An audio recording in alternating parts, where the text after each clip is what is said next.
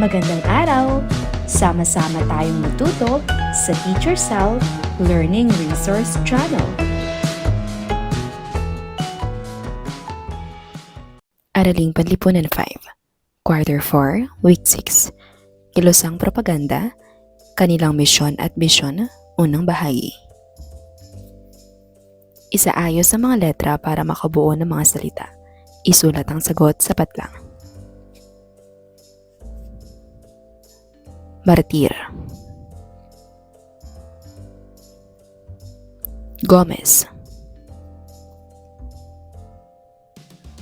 Cavite Mutiny. Pag-aalsa.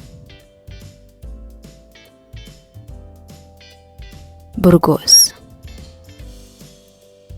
Ano ang kilosang propaganda? Kailan at saan ito itinatag? Ito ay kilusan ng mga Pilipinong reformista. Nagsimula ito noong 1870s to 1880s sa Espanya. Sino ang mga pangunahing leader ng kilosang propaganda? Ano ang kanilang kontribusyon? Sina Jose Rizal, Marcelo H. del Pilar at Graciano Lopez Haina. Sumulat sila ng mga akda at pahayagan para ipaglaban ang karapatan ng mga Pilipino. Ano ang mga pangunahing layunin ng kilosang propaganda? Paano nila ito gustong makamit? Gusto nila ng reforma, pagkakapantay-pantay at representasyon sa pamahalaan. Nais nila itong makamit sa mapayapang paraan at pagsusulat. Ano mga pamamaraan ang ginamit ng kilosang propaganda? Pagsulat ng sanaysay, nobela at pahayagan tulad ng La Solidaridad. Ano ang naging epekto ng kilosang propaganda sa nasyonalismo sa Pilipinas? Namulat ang mga Pilipino at lalo nilang minahal ang bayan na nagbigay daan sa pag-usbong ng nasyonalismo. Word search. Hanapin ang mga salita. Bilugan ang mga nabuong salita.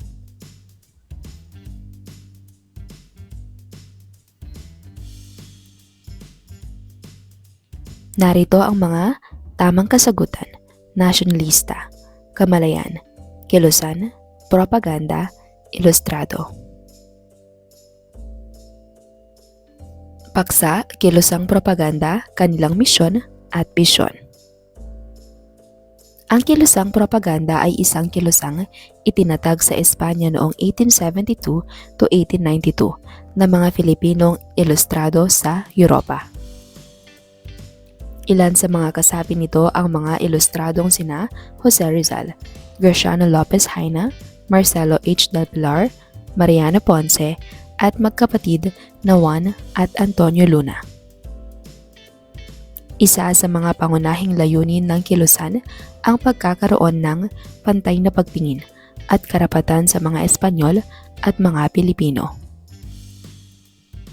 Pagkakaroon ng representasyon ng Pilipinas sa Kortes, ang Kongreso ng Espanya, sekularisasyon ng mga parokya, pagbubuo ng sistema ng edukasyon na labas sa impluwensya ng mga fraile, paglansag ng polo sa pilitang paggawa at vandala sa pilitang pagbibili ng mga produkto sa pamahalaan, pagkakaroon ng batayang kalayaan sa pagpapahayag. Nabuo ang kilusan dahil sa paglago ng diwang nasyonalista sa kamalayan ng mga Filipinong nakapag-aral na pinaigting ng mga pangyayaring pangkasaysayang tulad ng pagbitay sa tatlong pari na sina Mariano Gomez, Jose Burgos at Jacinto Zamora. Higit kaysa mga layuning politikal, nabuo ang kilusan para sa mga tunguhing higit na pampanitikan at pangkultura. Naglabas sila ng pahayagang La Solidaridad na unang inilimbag sa Barcelona noong Pebrero 15, 1889. Unang editor nito si Graciano Lopez Haina at hinalinhan ni Marcelo H. del Pilar.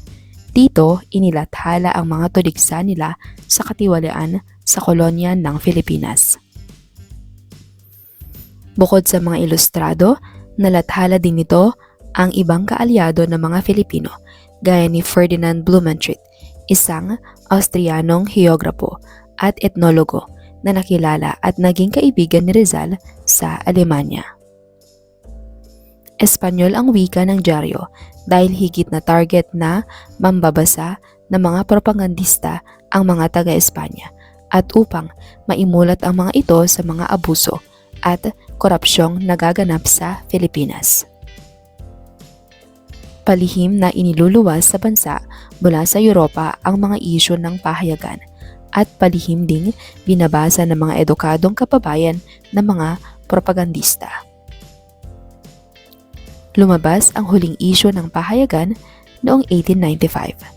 Samantala, nanamlay at tuluyang namatay ang Kilusan matapos ang pagkakahuli kay Rizal at nang mabuwag ang La Liga Filipina.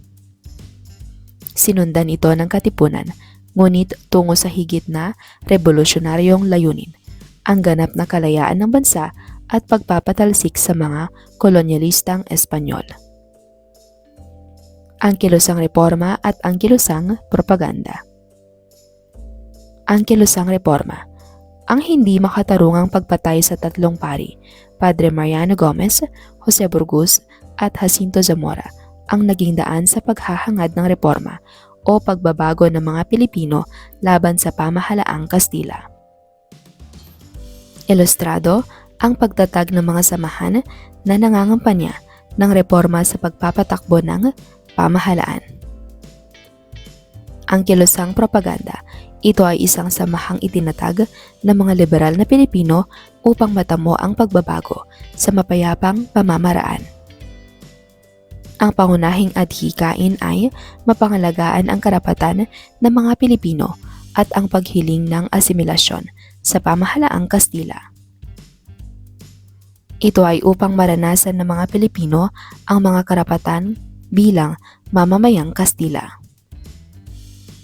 Kung susuriin, ang hinihiling lamang ng mga propagandista ay pagbabago at hindi ganap na pagsasarili ng bansa. Ang pamamaraang ginagamit ng mga reformista o propagandista ay ang pluma. Sumulat sila ng mga nobela, magazine, aklat at iba pang babasahin upang maipahayag ang kanilang mga kahilingan sa pamahalaang Kastila. Layunin ng Kilusang Propaganda, pagkakapantay-pantay ng mga Pilipino at Kastila, pagkilala sa Pilipinas bilang bahagi o probinsya ng Espanya, pagkakaroon ng representasyon sa Spanish Cortes ng Espanya, pagtatalaga ng mga Pilipinong paring sekular sa mga parokya, pagkilala sa mga karapatang pantao ng mga Pilipino, pagkakaroon ng mga pagbabago sa pamamalakad sa pamahalaan.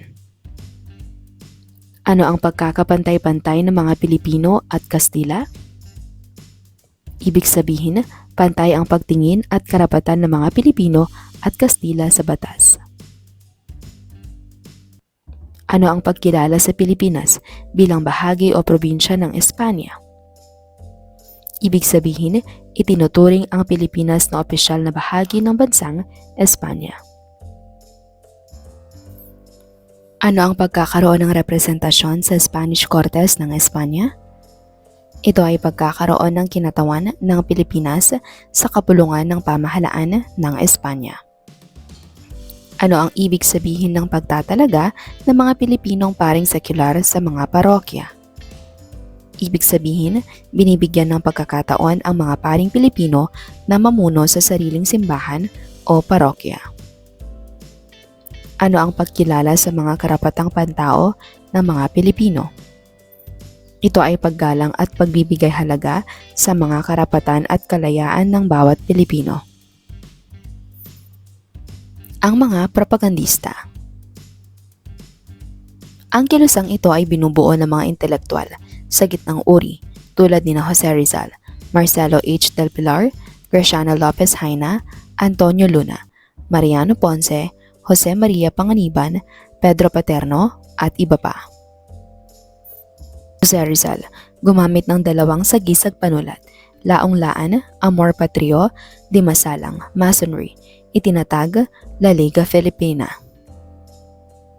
Marcelo H. del Pilar, gumamit ng iba't ibang sagisag panulat tulad ng Plaridel, Pupdo, Piping Dilat at Dolores Manapat. Graciano Lopez Haina, kinilalang manunulat at mananalumpati sa gintong panahon ng panitikan at pananalumpati. Itinatag niya ang kauna-unahang magazine, ang La Solidaridad, na naging opisyal na bibig ng Association Hispano-Filipina. Antonio Luna, isang parmasyotikong dinakip at ipinatapon ng mga Kastila sa Espanya, sumanib sa kilusang propaganda.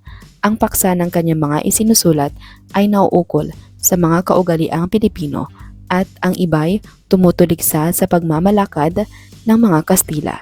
Ginamit niyang sagisag panulat ay taga-Ilog.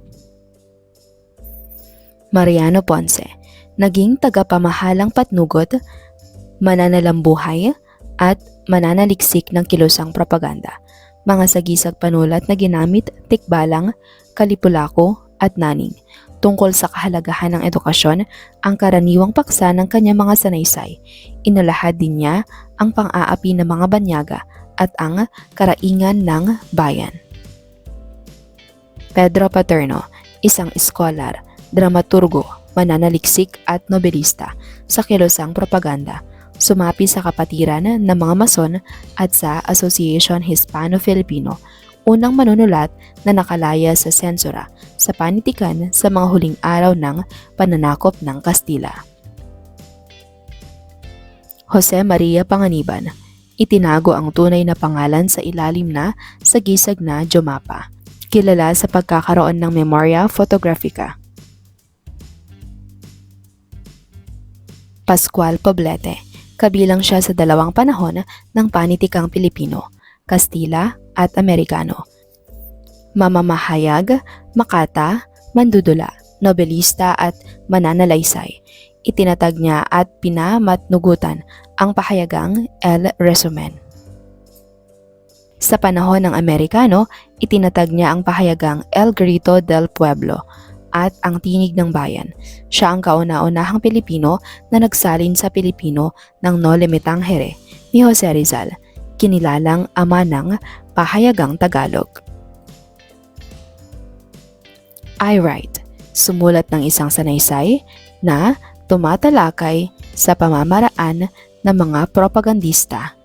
Ipaliwanag kung paano ginamit ng mga propagandista ang kanilang mga talento at kakayahan upang makamit ang kanilang mga layunin. Dasalan at tuksohan. I-analyze, basahin at sunuriin ang isinulat ni Marcelo H. del Pilar na pinamagatang Dasalan at Tuksohan. Para sa ika-4 na araw. Hahatiin sa 3 pangkat ang klase at magsasagawa ng isang malikhaing pagganap tungkol sa kahalagahan ng pamamaraan ng mga propagandista upang pausbungin ang nasyonalismo sa loob ng bansa. Suriin ang pangungusap kung ito ay tama o mali. Isulat ang salitang tama kung ito ay wasto. Isulat naman ang salitang mali kung ito ay hindi wasto. Magkaroon ng pantay na karapatan ang mga Pilipino at Kastila, ang pangunahing layunin ng kilusang propaganda. Tama. Itinatag ang kilusang propaganda sa Maynila. Mali. Naging matagumpay ang kilusang propaganda. Mali. Ang kilusang propaganda ay nagpalakas ng damdaming nasyonalismo ng mga Pilipino. Tama. Si Marcelo H. del Pilar ay isa sa mga propagandista. Tama. Isulat ang mga layunin ng kilusang propaganda.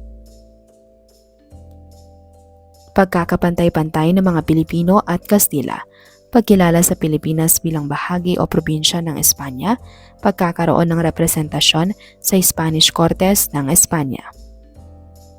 Pagtatalaga ng mga Pilipinong paring sekular sa mga parokya, pagkilala sa mga karapatang pantao ng mga Pilipino, pagkakaroon ng mga pagbabago sa pamamalakad sa pamahalaan. Para sa inyong takdang aralin, magsaliksik ng mga impormasyon sa mga sumusunod na konsepto. Isulat ito sa sagutang papel. Mga reformista, Jose Rizal.